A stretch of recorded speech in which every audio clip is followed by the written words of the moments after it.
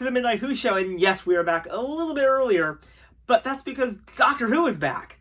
Yes, after 1 year off of our television screens, the Doctor has returned. And of course, after Series 11, my anticipation for the series is a little bit lower than normal. Series 11 was not the worst thing that I've ever watched on television. I think the biggest problem with Series 11 was, of course, the writing and sometimes the performances.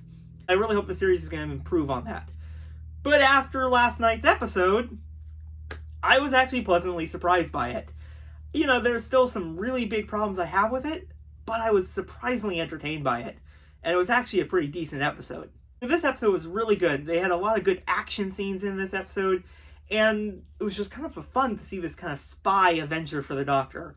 And of course, that was one of my biggest fears with this episode, was that it would overdo the spy elements. And I think they did a pretty good job balancing them. There was, of course, some parts that were like, really, this is okay, a little over the top, and then some moments that were perfectly balanced.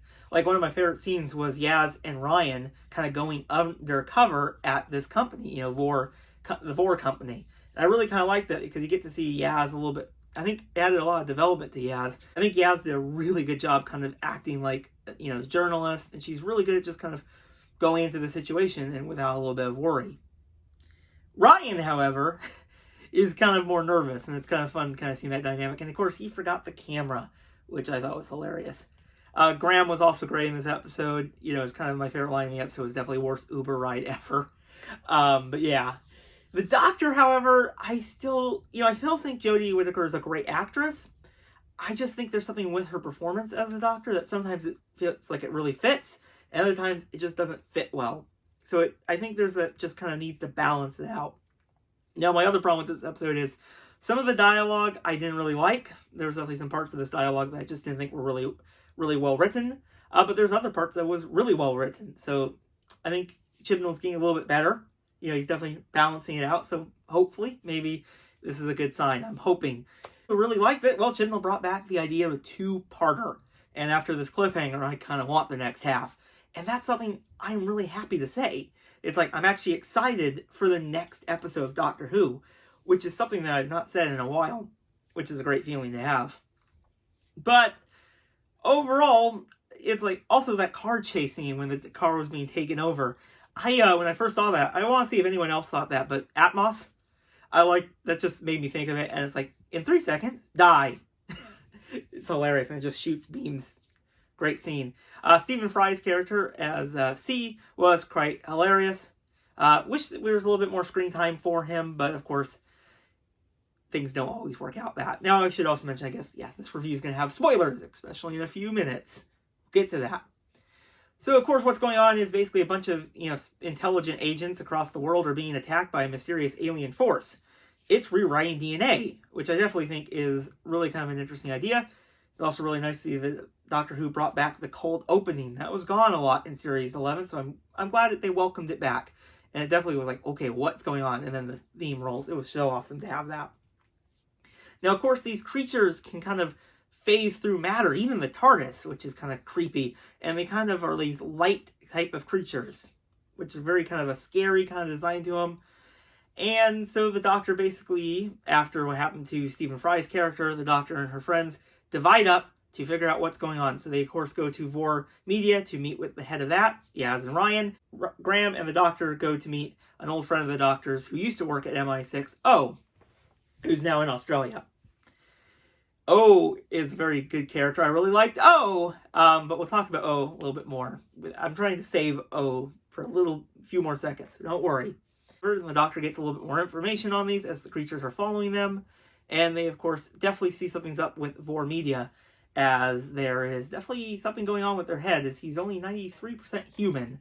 Afterwards, that Ryan and Yaz were basically going there late at night to get some information. The creatures were discovered to be working with the head of Vor, and Yaz gets teleported back to the Doctor in Australia, and it's soon discovered more and more that it's definitely something's going up with Vor, so they go to his birthday party, since Yaz and Ryan got an invite.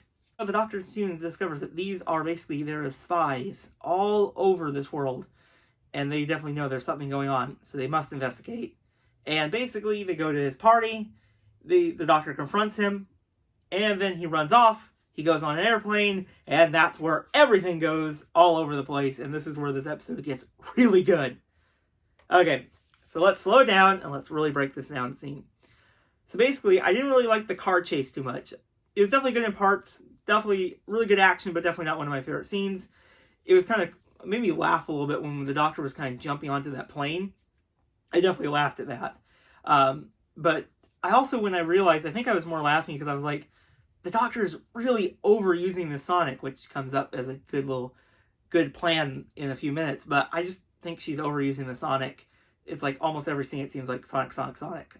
Just a little nitpick again. But oh boy.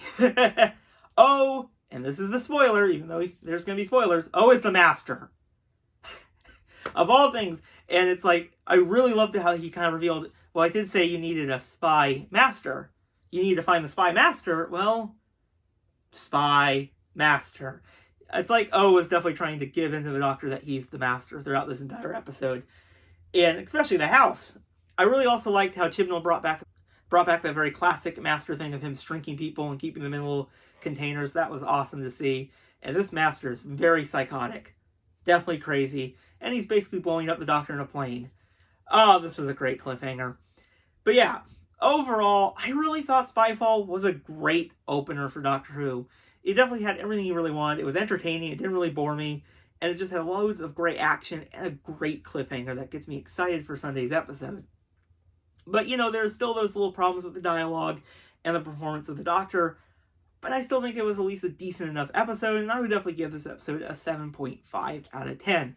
I'm really excited to see where this master, what his whole plan is. Because we definitely have little chunks of it. But now we get to see the grand plan at play. And I'm very excited to see that. There's a lot more questions we need answered. And I hope Chibnall can really pull off a great second half. So that's it for tonight. I really hope you guys enjoyed this little review of Spyfall Part 1. Tell me your guys' thoughts in the comments below this episode. What did you guys think of it? What do you think of that big master reveal? Tell me all your thoughts in the comments below. And I'll see you guys in the next video. Bye, everyone.